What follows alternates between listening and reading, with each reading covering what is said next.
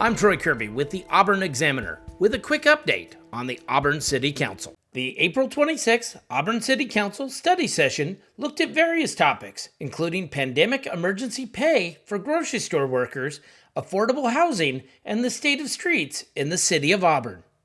The Auburn City Council study session highlighted Ordinance Number 6818, which concerns the protection of health, safety, and prosperity of grocery store workers and the general public during the existing state of emergency due to COVID-19. The pay would be increased to large grocery stores by $4 an hour.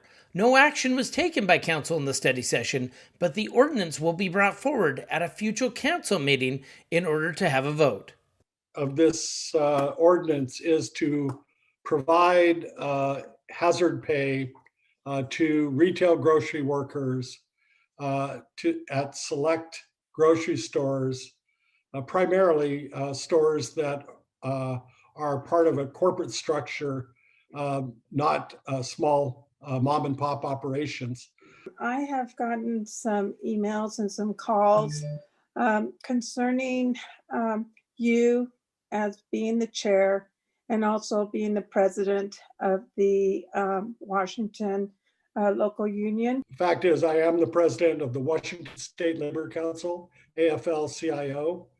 That is a membership organization of various unions across the state. In the case of the stores in question here, if we pass this ordinance on May 3rd, which is a potential date we would consider it, I will have no relationship whatsoever with the union that would be representing those folks. Can we ask the city to do an analysis for us, just to be on the safe side and see where this takes us? You know, just doing the analysis from my conversations with retail grocery representatives, that the numbers that I had earlier talked about, and it is back of the envelope calculation, but it's more like 1.17 million. Perhaps because typically when an issue is brought to council that is staff generated or department director generated, there has been some analysis that is done prior to it coming to council. Councilmember Brown, if you could just explain when the hazard pay would, if we pass it next week, when would it go into effect? And then when would it end? I don't have the answer right there. I've lost my note on that.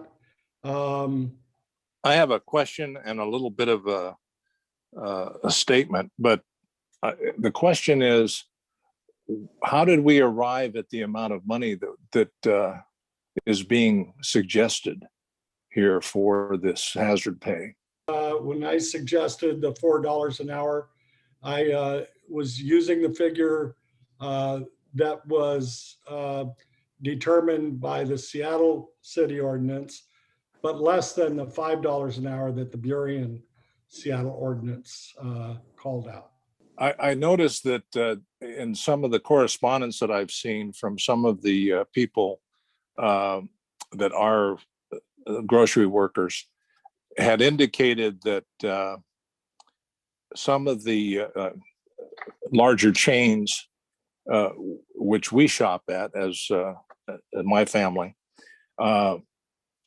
had for until maybe June of last year, when this pandemic was really raging and even continuing on through the end of the year, they were paying like up to $2 an hour as an increased wage for some of their employees, but it terminated in June. At the grocery store that I go to, it's one of the big chains. They also said they received the hazardous pay for a couple of months during the real hard time of the COVID, and then they stopped. But then we saw that they did change the way they did everything. They put the glass divider for safety, and they had more people out there cleaning and distancing everybody. So I am torn about this as well. All right. Well, thank you very much for your conversations. Just a couple things to point out. We do have a potential in King County of reverting back to phase 2. We'll know that next Monday when the governor makes his report. Pierce County has a potential moving back to phase 1. So again, this is just information. So we are not out of the woods yet. Council members were also provided with a presentation on the state of our streets for the City of Auburn. We currently have approximately 248 centerline miles of roadway, which are a mix of local and arterial streets. What's included in that is all of the asphalt and concrete paved roads. It excludes anything that is a private street, anything classified as an alleyway, and any streets that are not the responsibility of the cities to maintain. The best example of that is where Auburn Way South becomes State Route 164 to the south of Highway 18. That's the state's responsibility to maintain. The preservation becomes critical for fair condition roads, as I mentioned before. Between a PCI of 70 down to about 40, we have a limited time window when we can preserve the pavement at a relatively modest cost.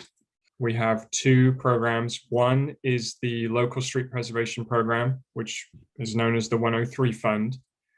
That is currently funded using REAP funds, but only through the end of 2022 at the present time.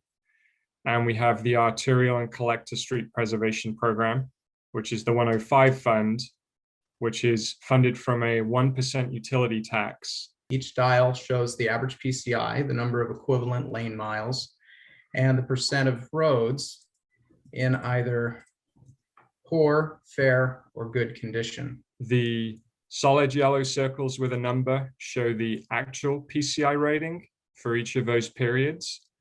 And the number with the dash circle around it shows the projected PCI number.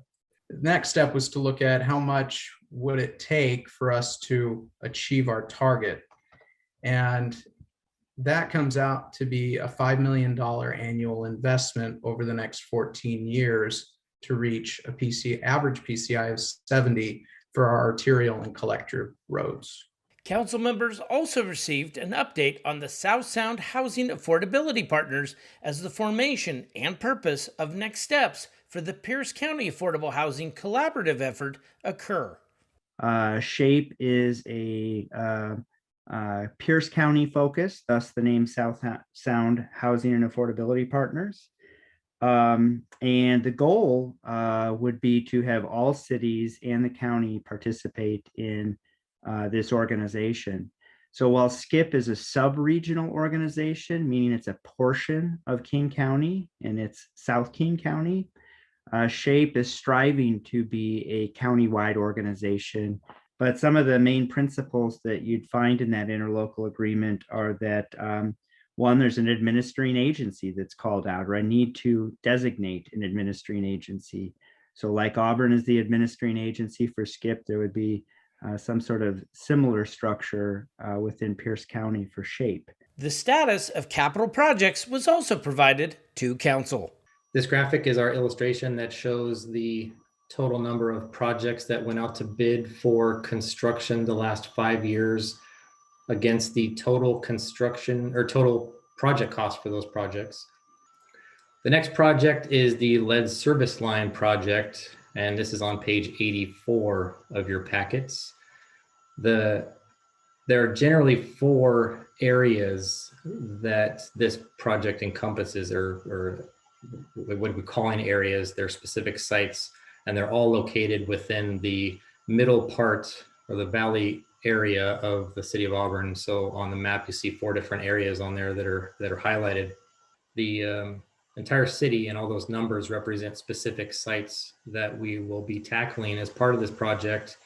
And that project is replacing approximately 2,600 linear feet of sanitary sewer pipe. It is between A Street Southeast and Auburn Way South, and it's fronting the Spunky Monkey area. I don't know if everybody's familiar with it, but it's pretty central to our downtown locations. Since this project is going on, the sewer has risen to a higher priority because it also has some issues going on. There are some failed line segments of pipe, and some of the areas have bellies in them and they require more frequent maintenance. So the current estimated project cost, this is including the street reconstruction, the lighting, and the sewer, is about $1.18 million. Thank you for watching the Auburn City Council update presented by the Auburn Examiner.